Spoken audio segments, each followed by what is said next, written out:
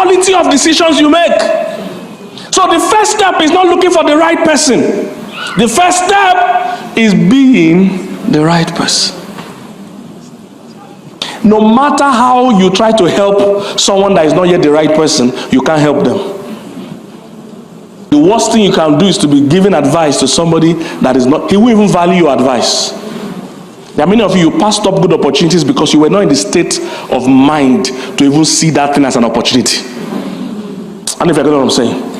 Oh man, I can't count how many times in my life I've passed up good real estate opportunities.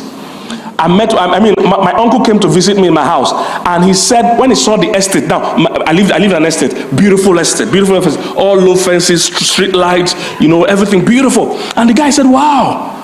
He said he came here about 20 years or 15 years ago, and somebody showed him this land. It was a swamp. He said, who is going to buy a swamp? He said he's not going to buy. He left. He came back. Somebody else saw an estate where he saw a swamp. Oh, I don't know if you're getting what I'm saying. That person you think you can marry, somebody else saw an estate there.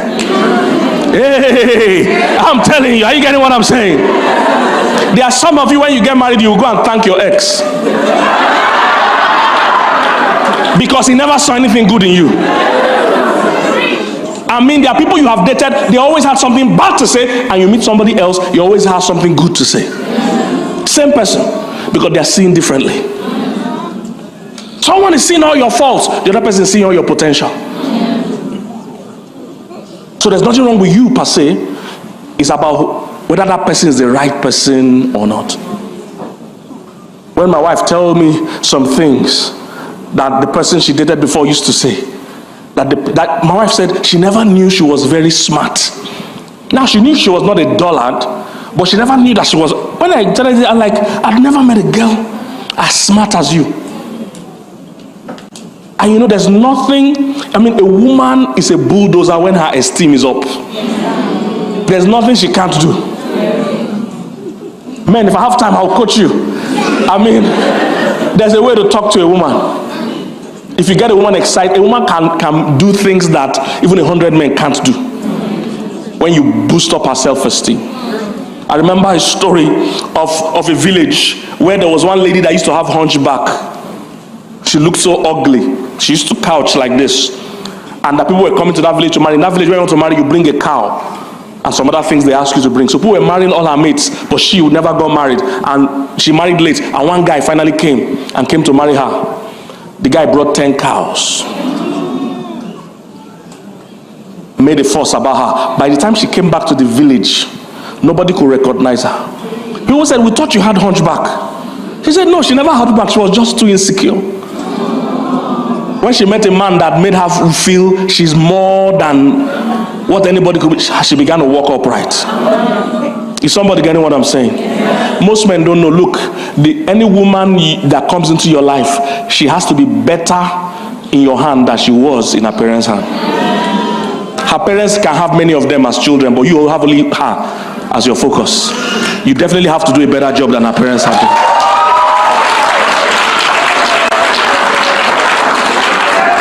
Is somebody getting what I'm saying? As a married man, your wife is your scorecard. When we look at her, she'll be able to know whether you're a good husband or not. She has to be finer in your house than she was in her house. She has to be fresher in your house than she was in her house. She has to be happier in your house than she was in her house. Can't be married and your wife is missing home. You're not doing a good job. Is somebody getting what I'm saying? So it starts by you being the right person. I can't count how many opportunities we have missed because we saw a swamp where other people saw an estate. We saw a disadvantage where other people saw an advantage.